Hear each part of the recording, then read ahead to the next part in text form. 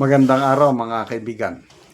Bigyan natin ng reaction, opinion itong post ng 1PH. Just in, ipinarecall at tinanggal sa pwesto ang kawani ng Department of Migrant Workers sa Bahrain matapos mag-viral ang video nito habang masungit na pinagtatabuyan ang mga OFW na dumudulog sa Philippine Embassy. Agad na tinawagan ni Senate Committee on Migrant Workers Chairperson Senator Rapi Tulfo ngayong Lunes, March 9, si DMW Secretary Hans Leo Kakdak upang ireklamo ang hindi magandang inasal ang naturang personnel.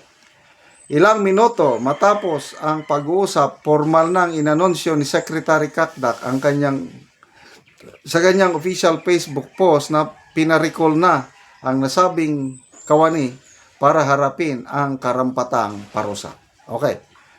Binasa ko ang mga comments. Ang comments dito is ipinagtatanggol nila yung kawani ng nagsasabi lang daw ng totoo na walang pera para sa mga dumudulog na OFWs. Nag-real talk lang. Magsabi ka ng totoo na walang pera, kasalanan ba yun? Oh, tingnan niyo ang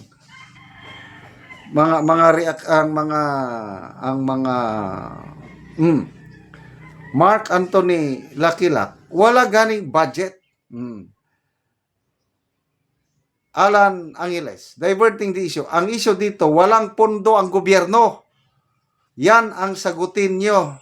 Yung empleyado ay mali ang approach niya, pero ang big deal dyan, walang pondo. Kailangan daw nila ng 13 billion para matulungan ang mga OFW sa Middle East.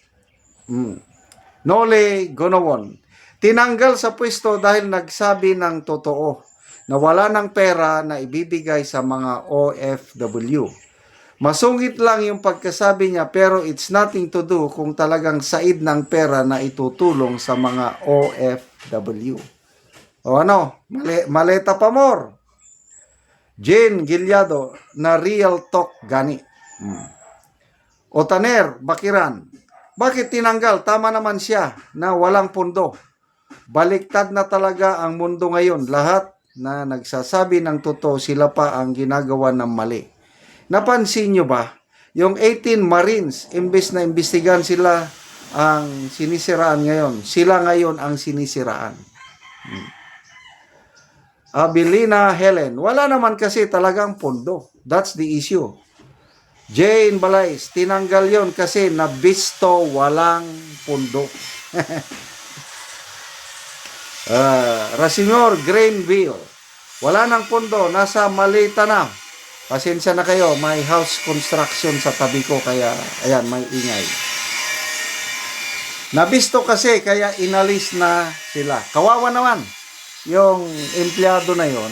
Nagpapaliwanag man lang siya. Although siguro sa stress, hindi maganda yung kailang binasa ko ang mga comments, halos lahat naiintindihan yung kalagayan ng staff ng DMW. So ano ngayon? Comparison. Panahon ni Tatay Digong, I think 2020, nung nagkagulo na naman sa Middle East, maayos ang repatriation. Lahat na gustong umuwi, kauwi. Kasi ito nga, kung gusto, maraming paraan. Kung ayaw, maraming dahilan. Ano sabi ng Pangulo? Wala namang makalipad na eroplano eh. Problema. Ang dating Pangulo noon. Sabi niya, kung kinakailangan magnakaw ako ng eroplano, gagawin ko yun para maiuwi ko kayo. Yun, ang strong leader. Itong atin kasi, anong ginawa niya? Nagbiyahe. Nasa New York ngayon. Magkano ang gastos natin doon? Sa biyahe na naman niya yan. Tapos, anong purpose niya? Para daw patigilan ng giyera. Wow! Okay naman, sana nga mapatigil niyang giyera. Sana pag uwi niya, kailan siya uwi?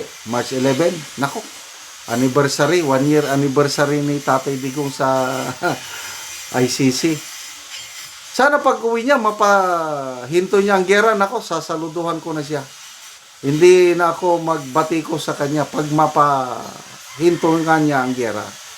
But I doubt it. Anong kapangyarihan ng isang pangulo na Marcos pa? Who are you? Uutusan mo ang Iran, Israel, US. Matagal na nilang gera yan. Pabalik-balik. Survival. Ang issue dito, survival ng Israel. Kaya kahit anong panawagan, sa tingin ko, walang magagawa. Kaya, sinasabihan ako, Daddy, sabi naman ako, mag-full tank ka na. Kasi bukas, bigla nang magtaas. Kaya lalabas ako mamaya. Magpa-full tank na ako dahil ang laki daw ang itataas starting tomorrow. Oh, sabi naman ni Senator Lacson, nanawagan sa publiko na magsumbong daw tayo sa gobyerno. Oh, anong isusumbong? Hindi po tungkol sa maleta. Baka may nagtaas na ng presyo yan ng langis na wala pang takdang panahon, isusumbong nyo daw. Ako, hindi na ako magsumbong. Magsusumbong ka, kakasuhan ka. Oh. Kawawang mga Brave 18 Marines, kaliwat ka ng kaso. Kailang, palaban. Sabi na Atty. Baligod, bring it on. Nakahanda kaming harapin ang mga kaso. Sana dagdagan pa. Dagdag. Kasi sa ngayon, 4 na ang nagsampa ng kaso. Father Flavi, De Lima, Trillanes, at General Anyo. So, grabe, mga kababayan sa OFW. Konting ano lang, kapit sa Panginoon. But I believe, sabi ni Eloy Bugris, mas marami daw ang gustong manatili doon kasi mas safety daw sila doon kaysa ano. So kung may uwi, yun lang ang tulungan. Kaya lang nakakalula yung 13 billion na kailangan ng gobyerno para lang mai-repatriate. Hindi naman lahat magpaparepatriate. Grabe, 13 billion, maleta na naman. Salamat mga kaibigan sa inyong pagsubaybay sa ating channel. Nakakatulong kayo ng malaki sa Tribong Talandig ng Bukidnon dahil ang income natin sa channel na ito is pantulong sa tribo.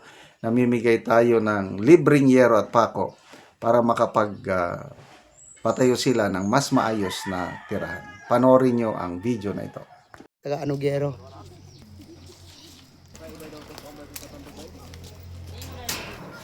So muna ni ang iyang gipatindog nga balay. So magatop na gid siya karon. Ako di man si mama no. Grabe na ko Spain.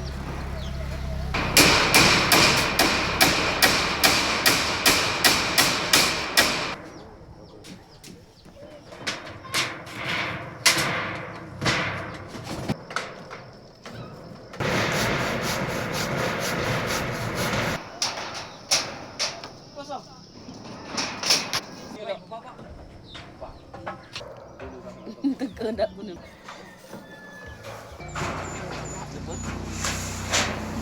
Ay, panda.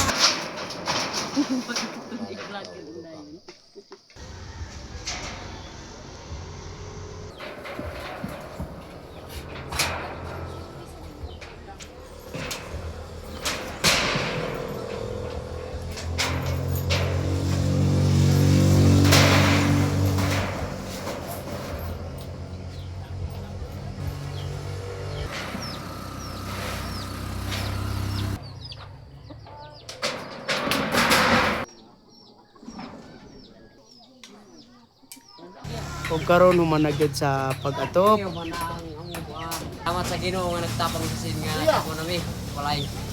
Oo. Wala pang tabang nga sin, di pa mi magkapalay kay wala pa mi kuan. Di pa mi magkapalay kay wa may sin. Oo. Salamat mi sa Ginoo kanay kuan pa tabang mga sin. Oo. So unsa day mong trabaho di ay? Kuan ra pang muso-muso, Mag-uuma lang. naguma, Oo. So igo ra gid sa pagkaon ang kinitaan. ano lang kinikit kita sa pagkaon. Oo. So salamat kayo. Salamat kayo kay na may mo na balay. Oo.